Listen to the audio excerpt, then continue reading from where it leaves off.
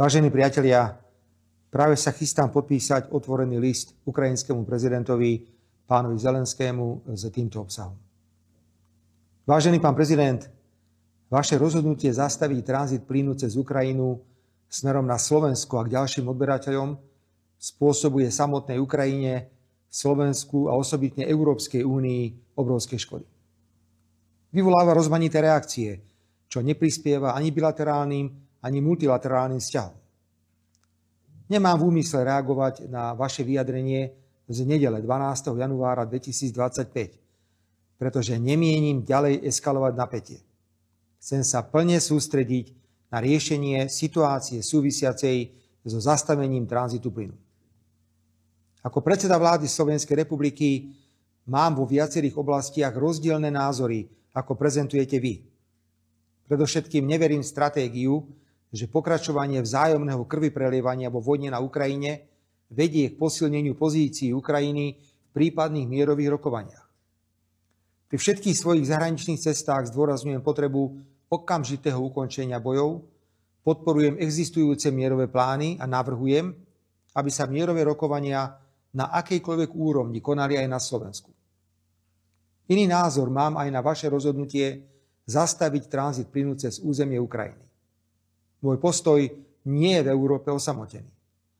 Ak aj neberiem za úplne rozhodujúce to, že Slovenská republika stráca ročne zastavením tranzitu plynu okolo 500 miliónov eur, najrozhodujúcejší je vplyv vášho rozhodnutia na konkurencieschopnosť Európskej únie, organizácie, o členstvo ktorej sa uchádzate.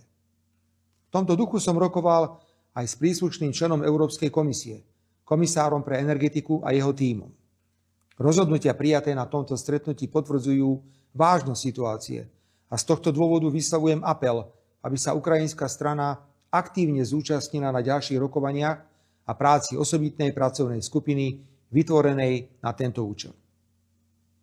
Vážený pán prezident, Slovenská republika preukázala a preukazuje veľkú mieru solidarity s vašimi občanmi, žijúcimi na Ukrajine alebo na území Slovenska.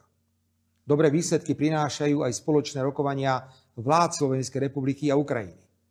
Rád by som nadviazal na konštruktívny a na vzájomnej úcte založený dialóg s predsedom vlády Ukrajiny, pánom Šmihajom. Preto mi dovolte, aby som vás ako najvyšší predstaviteľ slovenskej exekutívy pozval na rokovanie, pokiaľ možno v čo najbližšom období, pri plnom pochopení vážnosti vašej pracovnej agendy. Stretnutie sa môže uskutočniť na území Slovenskej republiky v blízkosti štátnych hraníc medzi Slovenskom a Ukrajinou. Takéto stretnutie vytvorí dobré predpoklady na otvorený rozhovor o dodávkach plynu na Slovensko a do iných krajín cez územie Ukrajiny, o možných technických riešeniach, berúc na zreteľ ukončenie platnosti zmluvy medzi príslušnou ukrajinskou a ruskou spoločnosťou k 31. decembru 2024. Ďalej o vplyve zastavenia tranzitu plynu cez Ukrajinu na klesajúcu konkurencieschopnosť európskej ekonomiky a samozrejme o vývoji bilaterálnych slovensko-ukrajinských vzťahov.